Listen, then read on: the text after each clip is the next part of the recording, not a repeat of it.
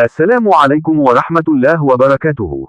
في إحدى الدوريات الروتينية التي تقوم بها الشرطة بين الفينة والأخرى، تم توقيف سيارة يركبها 3 أشخاص، وبمجرد وقوف السيارات قام أحد الركاب بالفرار، مما أثار شكوك شرطة المرور.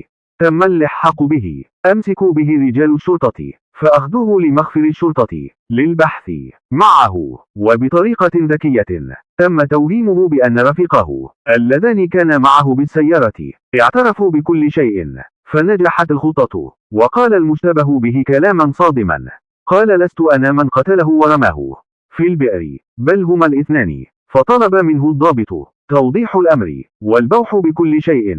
وفي تصريحاته للشرطة قال: في ليلة من الليالي كان الأصدقاء الثلاثة في جلسة خمرية، ومعهم شخص آخر كان هو الضحية. عندما بالغوا بالشرب بدأ شجار بين الشخص الرابع.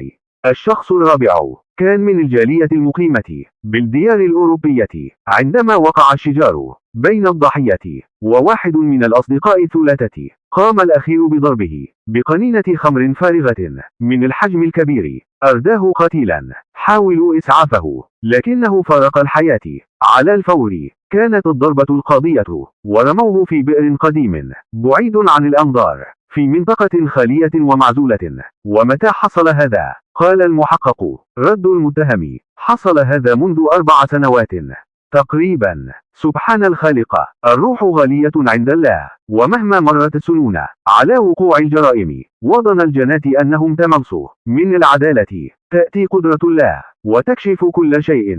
من قتل نفسا بغير حق كأنما قتل الناس جميعا. دل المتهم الضابطة القضائية بمكان سكنا باقي الجنات، فأحضروا الاثنين فعمقوا معهم البحث، وعند مواجهتهم بالأدلة اعترفوا بكل شيء.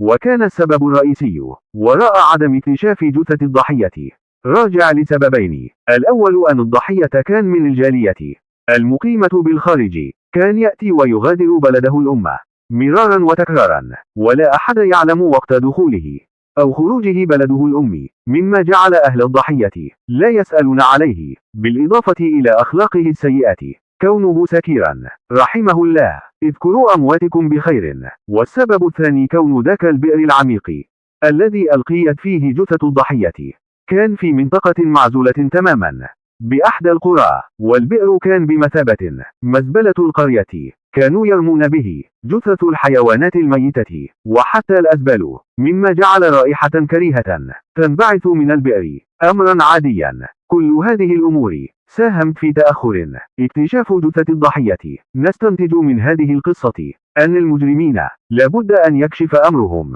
مهما طالت المدة. أعزائي الكرام، دمتم بخير وعافية. إلى اللقاء.